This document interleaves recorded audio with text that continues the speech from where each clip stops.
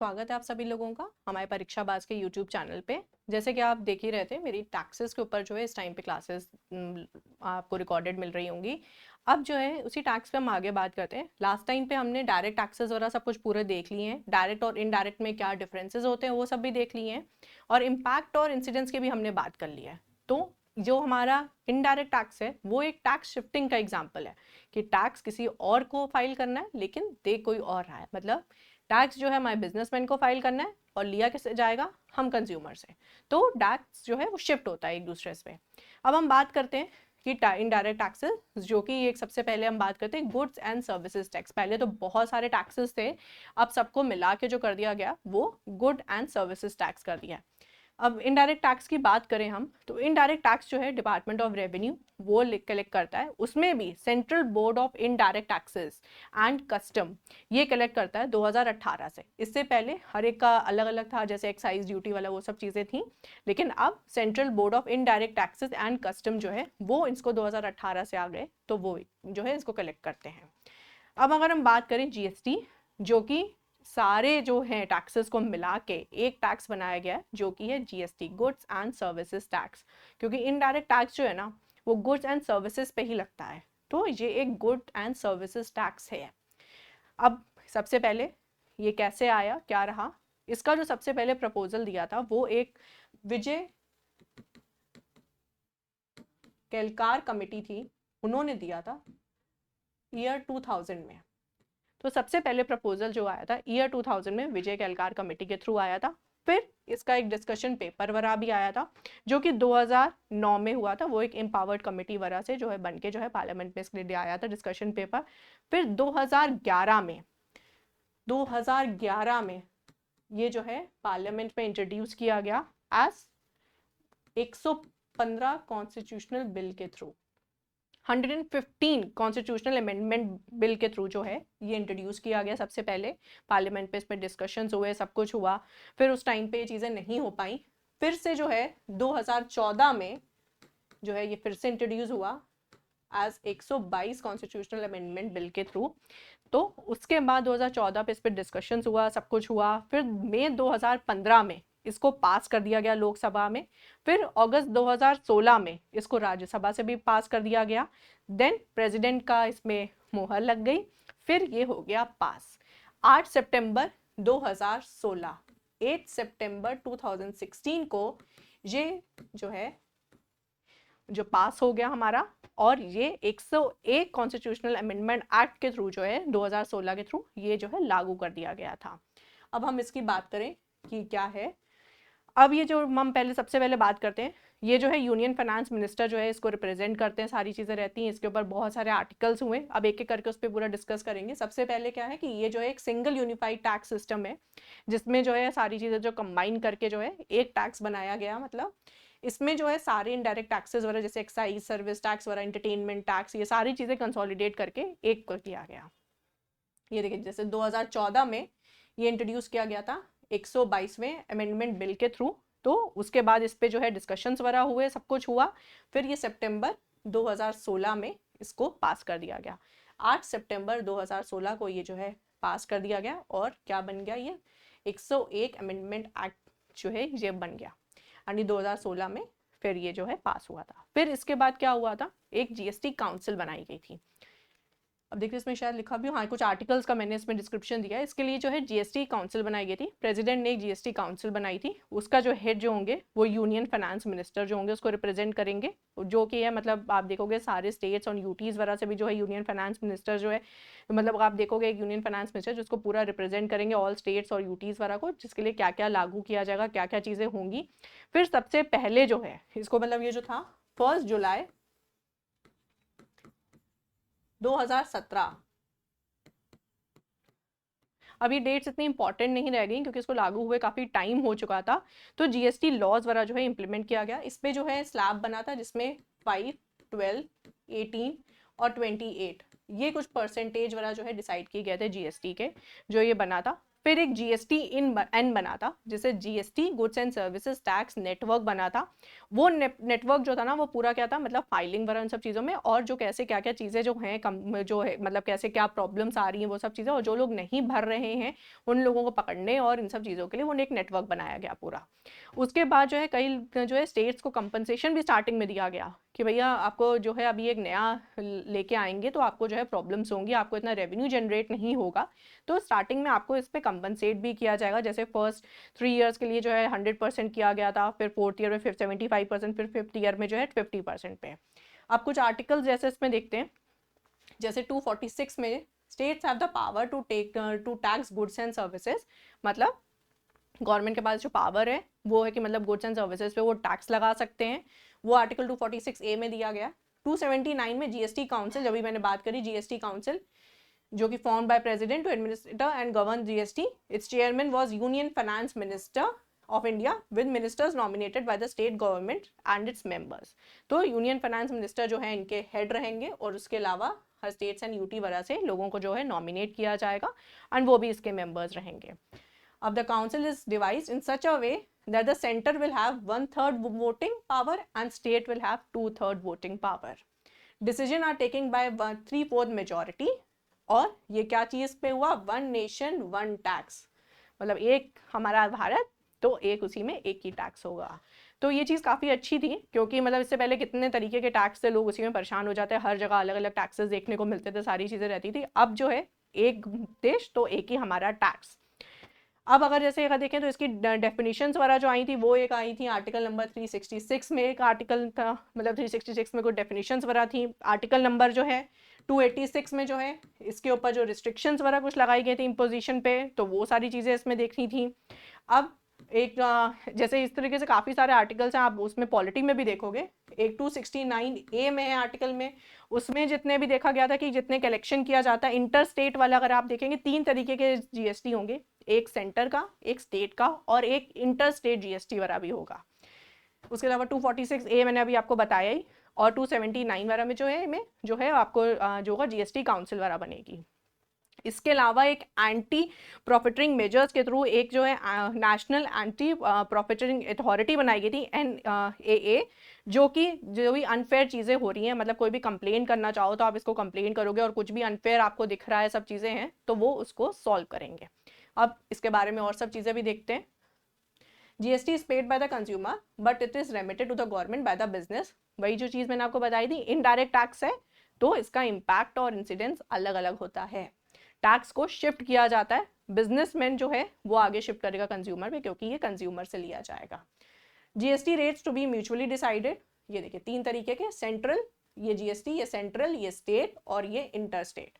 Levied at the rate to be mutually agreed upon by the center and state, और the rates are notified on the recommendation of GST Council, क्योंकि जितने भी recommendation होगा GST council का उस पर चीज़ें भी डिपेंड करेंगी। IGST इंटर स्टेट, मतलब एक स्टेट से जब दूसरे स्टेट में अगर कोई सामान जाता है कुछ है तो उस पर टैक्स लगता है। एक होता है इंट्रा स्टेट, मतलब अपने ही स्टेट में इधर से उधर जाना, मतलब एक डिस्ट्रिक्ट से दूसरे डिस्ट्रिक्ट चला गया, उस जैसे हम लोग ने भारत को स्टेट्स में बांधा हुआ है, तो अगर वो स्टेट्स में अगर हम बात करें तो एक स्टेट में बहुत सारी डिस्ट्रिक्ट हैं। जैसे हम यूपी की बात करें तो यूपी में जितनी डिस्ट्रिक्ट्स हैं उसमें से लखनऊ से कानपुर, कानपुर से इलाहाबाद, इन सब जगहों पे अगर हम जाना चाहें तो वो जा सकती हैं, उसमें नहीं है। लेकिन इंटर स्टेट, मतलब अगर हम बात करें यूपी से अगर महाराष्ट्र जा रहा है, यूपी से तमिलनाडु जा रहा है, तो उस पर जो टैक्सेस लगेंगे वो सब जो है इंटर स्टेट जीएसटी पे आता है। अब जैसे मैंने आपको बताया 5, 12, 18 और 28 ये जो हमारे स्लैब है जो हम देखेंगे, ये हमारे जीएसटी काउंसिल ने ही पूरे किए थे। हर एक स्लैब में अलग अलग चीज़ें के गुड्स एंड आते हैं कि कौन कौन सी चीज़ें किस में होगा टैक्स। किसी का 5% में डिसाइड किया, किसी का 12 में, किसी का 18, और सबसे जो हाईएस्ट है वो है 28। इसमें बहुत सारे गुड्स हैं जो नहीं भी हैं, जैसे अल्कोहल, पेट्रोल, ये सब चीज़ें इसमें नहीं भी है जीएसटी में। वो क्यों नहीं है? क्योंकि इससे सबसे ज़्यादा रेवेन्यू जनरेट होता है। हम इससे ज़्यादा जो 28 से भी ना, उससे भी ज़्यादा टैक्स इस पर कैलकुलेट करके लेते हैं। और अगर हम इसको अगर इसमें जीएसटी में डाल देंगे, जो कि हमारा हाईएस्ट स्लैब है 28%, तो भी हमारा रेवेन्यू काफ़ी हद तक गिर जाएगा। इसलिए ये दोनों चीज़ें जो हैं, अभी और चीज़ें जो हैं इसमें नहीं रखी गई हैं, क्योंकि रेवेन्यू जनरेशन के लिए ये बहुत इंपॉर्टेंट चीज़ें हैं। इसकी वजह से अभी, और हो सकता है आगे चल के इसको भी रखा जाए, ऐसा नहीं है कि अभी नहीं रखा गया तो कभी नहीं रखा जाएगा, हो सकता है आगे चल के इसको भी रखा जाए। अब ये म्यूचुअली डिसाइड किया जाता है ये सारी चीज़ें by the centre and state, और जो है जीएसटी काउंसिल को दिखाते हैं। अब वही सेंटर स्टेट और इंटीग्रेटेड जीएसटी क्या है, central collected by the central government on the intra state sale, और उसके बाद state it is collected by the state on the intra state sale, और integrated sale it is inter state supply में जैसा होगा तो उस पर जो टैक्स कैलकुलेट करेंगे वो इंटीग्रेटेड जीएसटी का रहता है। ये इंटर स्टेट सप्लाई में इसको इंटीग्रेटेड जीएसटी लेते हैं। अब ये तो फुल फॉर्म तो सबको पता ही है। It is a value added tax that allows to input tax credit, एक इनपुट टैक्स क्रेडिट भी होता है, and likewise taxes on the value added during the production of. अब मान लीजिए इनपुट टैक्स क्रेडिट, इसको समझते हैं क्या होता है। अगर हम इनपुट टैक्स क्रेडिट की बात करें तो मैं इसका एक एग्जाम्पल लेके चलती हूँ, उस एग्जाम्पल से शायद आपको समझ में आएगा कि मैं क्या कहना चाह रही हूँ। अगर हम बात करें कि अगर हम एक कोई चीज़ प्रोड्यूस करनी है, किसी चीज़ का हम प्रोडक्शन करेंगे, तो उस प्रोडक्शन के लिए हमें बहुत सारे रॉ मटेरियल्स की ज़रूरत पड़ती है। उन रॉ मटेरियल्स की जो ज़रूरत पड़ती है ना हमें, उस चीज़ को हम कहते हैं इनपुट वाला, जो हम इनपुट डालेंगे स्टार्टिंग में उसको हम इनपुट वाली चीज़ें कहते हैं। उस इनपुट पे जो टैक्स वगैरह जो होता है ना, वो अगर हम कैलकुलेट करें उस पर हमें छूट मिल जाती है। अब जैसे मान लो कुछ हमें मुझे एक कोई किताब है वो छापनी है, मान लो मुझे अपनी किताब छापने का मन है, मुझे आज इकोनॉमिक्स पढ़ानी है, अब कल मुझे हो गया मुझे बहुत आ गया इकोनॉमिक्स भाई, अब मैं अपनी किताब छापना चाहती हूँ।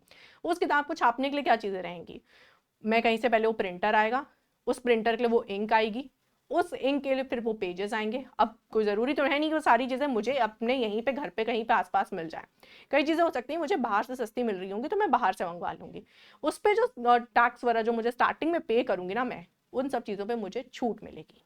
मतलब जो प्रिंटर वगैरह जैसे वो लिया मैंने, फिर अगर मैंने कहीं से कागज़ लिए, कहीं से मैंने वो इंक ली, उस पर जो टैक्सेस वगैरह पे करूँगी, उसके बाद जब मेरी किताब मिलेगी मुझे, किताब छपेगी मेरी तो उस किताब पे भी मैं टैक्स वगैरह वो करूँगी। तो जब मैं टैक्स फाइल करूँगी तो मेरे जो इनपुट चीज़ें होंगी, जो मैंने टैक्स ये अपनी किताब को छापने में इनपुट किया था, उन सब चीज़ों की मुझे टैक्स में वो पूरी छूट मिलेगी, और जो लास्ट में जो मेरे पास जो मैंने टैक्स मुझे देना है वो सिर्फ कैलकुलेट होगा। तो इसमें सबसे अच्छा फ़ायदा क्या है जीएसटी में, इनपुट टैक्स क्रेडिट का। मतलब स्टार्टिंग में जितने भी अगर मेरा इनपुट होगा तो वो जो होगा मुझे मतलब स्टार्टिंग के इनपुट वाली चीज़ों पे मुझे उसमें पूरी छूट मिल जाएगी, और जो मेरा जो फाइनल प्रोडक्ट होगा, जो फाइनल वैल्यू होगी मेरे प्रोडक्ट में, उस पर जो टैक्स लगेगा सिर्फ मुझे वही गवर्नमेंट को पे करना होगा। It is imposed on the supply of products and services as opposed to the old system of taxing of sales and manufacturing of items। मतलब पहले वाले में होता था भाई वैट में अलग अलग उस पर हमको पूरा ऐसे टैक्स होना था, और वहाँ पे एक इनपुट टैक्स क्रेडिट का ऐसा कोई भी सिस्टम नहीं था कि उस पर हमें टैक्स नहीं देना होगा। मेन चीज़ इनपुट टैक्स क्रेडिट से क्या होता है, अब अगर मुझे इनपुट टैक्स क्रेडिट अपना बचाना है, जो मेरे इनपुट टैक्स के टाइम पे मैंने उस प्रिंटर को खरीदने में और उन सब चीज़ों में, मान लो मैंने प्रिंटर खरीदा, मैंने प्रिंटर मुंबई से मंगाया, तो वो एक इंटर स्टेट मुझे टैक्स देना पड़ा, इंटीग्रेटेड जीएसटी वाला मुझे टैक्स देना पड़ा, वो मैंने अपना वहाँ पे बचाया। उसको अगर मुझे क्लेम करना है तो मुझे चीज़ें दिखानी पड़ेंगी ना, सारी चीज़ें। अब वो सारी चीज़ें दिखाने के लिए मुझे वो क्लेम लेने के लिए, मुझे वो जीएसटी में इनपुट छूट लेने के लिए मुझे सब कुछ दिखाना पड़ेगा। तो इससे क्या होगा, आपको और ज़्यादा चीज़ें ट्रांसपेरेंसी दिखानी पड़ेगी, लोग टैक्सेस पे करेंगे, क्योंकि स्टार्टिंग वाली छूट लेने के लिए आखिरी तक आपको सब पूरा दिखाना ही पड़ेगा, तभी आप स्टार्टिंग में इनपुट वाली चीज़ों पे छूट ले पाएंगे। तो लोगों का टैक्स पे करना मजबूरी ज़रूरी सब कुछ पड़ जाएगा, क्योंकि वहाँ तो वो तो छूट नहीं देगा, वो तो अपने में करेगा ही करेगा फीड। आपको छूट चाहिए ना, तो आपको अगर छूट चाहिए तो भाई आपको सब कुछ दिखाना ही पड़ेगा। तो ये एक फ़ायदा है जो पहले कभी नहीं था टैक्सेस में। अब GST is a destination based tax, meaning it will be imposed at the place where goods and services are provided. मतलब कहीं पे भी, कहीं से किसी भी स्टेट से आती है, जैसे आपको बहुत सारी चीज़ें देखते होंगे कि इस स्टेट की नहीं है, दूसरी स्टेट में मैन्युफैक्चर होती है, सब कुछ होती है, लेकिन बिकती कहाँ है, हमारे स्टेट में आगे बिकती है। मान लो दिल्ली में कोई चीज़ मैन्युफैक्चर हो रही है, आके यूपी में बिक रही है, तो टैक्स कौन दे रहा है, यूपी वाले देंगे उसे। As a result of the new tax the SGST collectively triply. अब ये जो एसजीएसटी होता है और ये सीजीएसटी होता है, आप कहीं जगहों पे अगर अपना कोई सामान खरीदते होंगे, कहीं रेस्टोरेंट में भी जाते होंगे, सेंट्रल और स्टेट का अलग अलग मेंशन किया होता है, इतने परसेंट इनके पास है, इतने मान लो 5% का है तो 5% सेंट्रल वाले का, 5% स्टेट वाले को, कई जगह पे 2.5 सेंट्रल और 2.5 स्टेट, ऐसे ऐसे रहता है।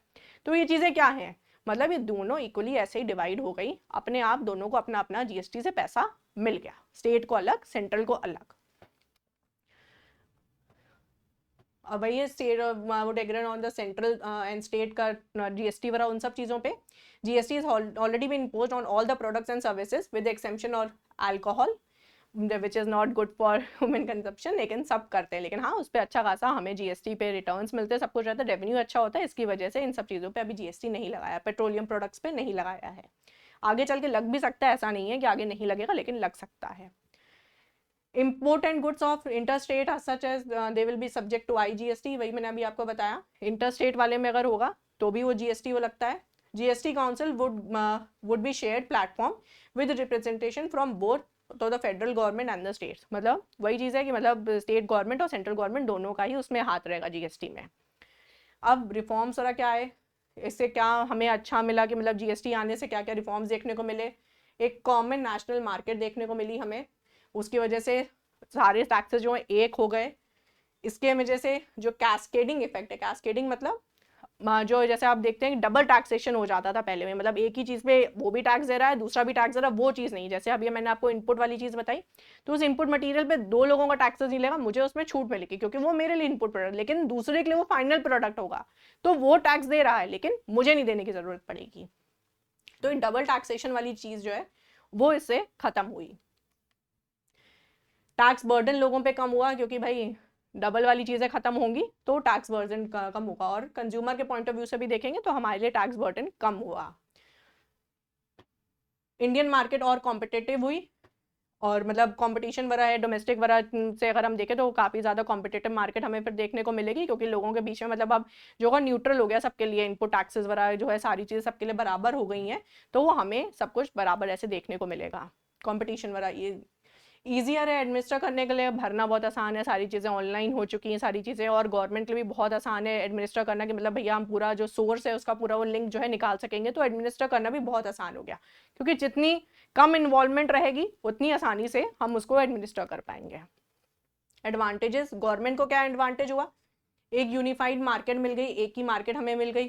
टैक्सेशन जो है वो स्ट्रीमलाइन हो गई, बिल्कुल सही, इंक्रीज हो गया हमारा टैक्स कंप्लायंस, लोगों ने और ज़्यादा टैक्सेस, और मजबूरी भी हो गई है, अगर आपको इनपुट वाले में छूट चाहिए और हर एक को अपने यहाँ पे जीएसटी नंबर आपको चाहिए ही चाहिए, अगर आपने कोई भी शॉप खोली हुई है सब कुछ है तो सबको जीएसटी नंबर चाहिए। तो जीएसटी नंबर है, और लोगों को भी होता है कि आपका जीएसटी नंबर है कि नहीं है, आपने इतने जीएसटी लिया, अपना जीएसटी नंबर दिखाइए, इतना टैक्स ले रहे हैं तो जीएसटी नंबर दिखाइए। तो इंक्रीज हुआ कंप्लायंस में भी। टैक्स एवेजन मतलब कर की चोरी भी हुई कम, क्योंकि लोग जब ज़्यादा भरेंगे सब रहेगा तो चोरी भी कम होगी। ओवरऑल इकोनॉमी में देखें तो हमें सर्टिनिटी, मतलब हमें पहले से पता है कि कौन सी चीज़ किस में है, जैसे वो टैक्स स्लैब्स बने हुए हैं तो हमें पता है किस टैक्स स्लैब में क्या क्या आएगा, तो हमें पहले से बता दिया जाता है। करप्शन कम हुआ, सेकेंडरी सेक्टर वाला जो है वो बड़ा है, पॉवर्टी और इराडिकेशन में हेल्प करेगा इससे, और एम्प्लॉयमेंट वाला हो गया, फाइनेंशियल रिसोर्सेज वाला लोगों की और जनरेट होंगी, सब रहेगा। ट्रेड वगैरह की अगर हम बात करें, सिंपल टैक्स रिजीम है तो लोगों के लिए बहुत आसानी हो गई है ट्रेडिंग करना, इधर से उधर अपना सामान के लिए सारी चीज़ें आसानी है। ईज ऑफ डूइंग बिजनेस है, आसानी से आप बिजनेस वगैरह कर सकते हो क्योंकि आसान हो जाता है। मल्टीसिटी ऑफ टैक्सेस रिड्यूस हुए, इतने ढेर सारे टैक्सेस को मिला के सिर्फ एक टैक्स कर दिया तो वो बहुत अच्छी चीज़ है। डबल टैक्सेशन और सर्टन सेक्टर्स, वो सब चीज़ें कम हुई हैं, एफिशिएंट हो गया है। आप भाई इतना इजी गोइंग सारी चीज़ें करोगे तो एफिशिएंट हो ही जाएगा, और 4 स्लैब्स हैं तो ज़्यादा लोगों को भी याद रखने की ज़रूरत नहीं, सबको पता होता है कौन से स्लैब में कौन सी चीज़ों का हमें टैक्स पे करना है।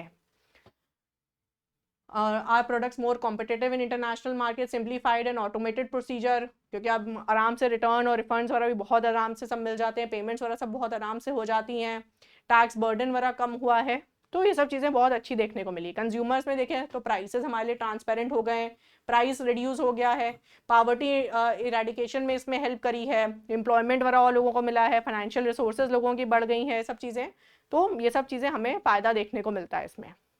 स्टेट्स वगैरह की बात करें, उनका भी टैक्स बेस, क्योंकि स्टार्टिंग में आपको दिक्कत हुई लेकिन धीरे धीरे जब लोग इस पे जुड़ते चले गए जीएसटी पे, तो लोगों को अच्छा रेवेन्यू जनरेट, पहले से ज़्यादा रेवेन्यू जनरेट होने लगा, मोर इकोनॉमिकल हो गया है, इन्वेस्टमेंट इससे बहुत बड़ी है, और कंप्लायंस करना बहुत ईजी हो गया, तो कंप्लायंस भी भर गया। चैलेंजेस अगर बात करें तो माइग्रेशन चैलेंजेस वगैरह और ये सब चीज़ें हैं, बैंक्स वगैरह में लोगों को थोड़ा सा वो हुआ था कि भैया इतने बैंक्स वगैरह में सब चैलेंजेस आ रहे थे, लोगों को रजिस्ट्रेशन करवाना, वो सारी चीज़ें, तो ये सब है। एंटी प्रॉफिटरिंग अथॉरिटी के बारे में जैसे बात करी तो मैंने ये भी आपको बताया कि एक अथॉरिटी बनाई गई है एनए ने, जो कि मतलब जितना भी कुछ आपको कोई कंप्लेंट्स होंगे सब कुछ होगा तो वो सारी चीज़ें वो देखेंगे।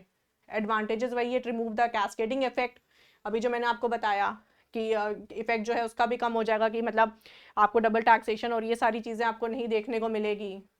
कन्वीनियंट है सबके लिए फाइल करना। Input tax credit facility, main तो ये इनपुट टैक्स क्रेडिट फैसिलिटी जो मिल रही ना, उसकी वजह से बहुत ज़्यादा कंप्लायंस होने लगी, उसकी वजह से लोगों को बहुत ज़्यादा फायदा देखने को मिलता है। टैक्स बेस वगैरह और टैक्स की ट्रांसपेरेंसी जो है वो सब इंक्रीज हुई है, तो ये सब चीज़ें हैं। कन्वीनियंट है, इलास्टिक है, मतलब थोड़ा सा इंक्रीज करेंगे अगर हम 5 वाले स्लैब को हमने 6% भी किया तो हमें बहुत सारे सेक्टर्स में वो राइज देखने को मिलेगा, सब चीज़ें, तो रेवेन्यूज हमारे बढ़ जाएंगे। Harmful consumption of cigarette and alcohols, मतलब क्योंकि इस पर ज़्यादा हम लोग कर लगाते हैं, तो अगर ज़्यादा इन सब, मतलब लोगों की धारणा ऐसी कि अगर हम लोग इन सब चीज़ों में सिगरेट अल्कोहल इन सब चीज़ों में ज़्यादा कर लगाएंगे, कर बढ़ाएंगे, तो लोग शायद महंगी होंगी चीज़ें तो कम यूज़ करेंगे, लेकिन यूज़ तब भी करते हैं सब, थोड़ा कम पी लेंगे बस। डीमेरिट्स क्या है? Regressive in nature. अगर हम बात करें रिग्रेसिव इन नेचर, मतलब हर एक के लिए बराबर वो रहेगा, मतलब अगर ये 5, 12, 18, 28 का जो हमारा स्लैब है वो गरीब आदमी के लिए भी वही है और अमीर आदमी के लिए भी वही है। जैसे इनकम टैक्स में क्या था कि भाई गरीब को कम देना पड़ेगा, मतलब मान लो 7 लाख से कम की इनकम है तो आपको कोई टैक्स नहीं देना, जो अभी नए स्लैब के अकॉर्डिंग है। लेकिन इसमें ऐसा कुछ नहीं है, आपकी इनकम कितनी भी हो लेकिन आपको जीएसटी तो देना ही देना है जो उस प्रोडक्ट पे लगा हुआ। तो आप कुछ भी सर्विस लेने जाओगे, कुछ भी सामान लेने जाओगे, उसमें जो जीएसटी है वो आपको देना ही पड़ेगा।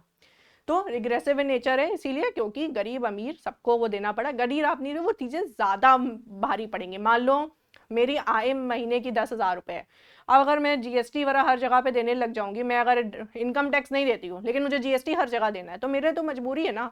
100 रुपये पे अगर मेरा वो 18% लग जाएगा तो वो मेरे लिए 18 रुपये बहुत ज़्यादा होगा। एक अमीर आदमी का 18 रुपये कोई मायने नहीं रखेगा। तो ये रिग्रेसिव इन नेचर होता है। हिडन इन प्राइस, प्राइस में ही वो इतना ज़्यादा इंक्लूड हो जाता है तो वो समझ में नहीं आता है जीएसटी कितना दिया और कितनी चीज़ें बढ़ गई हैं हमारे लिए। इनडायरेक्ट टैक्सेस में प्रोडक्ट्स बिकम एक्सपेंसिव, कई चीज़ें हैं जो टैक्सेस जिसमें बढ़ा दिए गए हैं, तो कुछ चीज़ें एक्सपेंसिव भी हुई, कुछ चीज़ें कम भी हुई हैं। करप्शन भी कहा जाता है कि थोड़ा बहुत बढ़ा है, क्योंकि लोग क्या करते हैं, कई लोग होते हैं कहते हैं आप इसमें जीएस बिल मत लीजिए हमसे, तो हम इसमें आपको जीएसटी बचेगा, हमको आगे भी नहीं देना पड़ेगा, तो उस तरीके से लोग करप्शन भी करते हैं इस तरीके से। इसमें थोड़ा हम लोग को भी जागरूक होने की ज़रूरत है, तो ये सारी चीज़ें भी हो सकती हैं। तो ये सारी चीज़ें बात करी हमने जीएसटी के बारे में, कौन कौन से आर्टिकल्स कैसे हैं क्या है, और जीएसटी का इम्प्लीमेंटेशन वगैरह कैसे हुआ, और जीएसटी से क्या क्या थोड़ी बहुत प्रॉब्लम्स भी हुई। लेकिन जीएसटी ओवरऑल देखा जाए तो रेवेन्यूज गवर्नमेंट को अच्छे मिले हैं देखने के लिए, अच्छा ही रिटर्न देखने को मिला है। तो इनडायरेक्ट टैक्सेस में फिर अभी हम और आगे बात करेंगे सब चीज़ों के बारे में। तो अगली क्लास से हमसे जुड़े रहिए और हमारे चैनल को के लिंक को शेयर करिए और हमें सब्सक्राइब करिए। Thank you.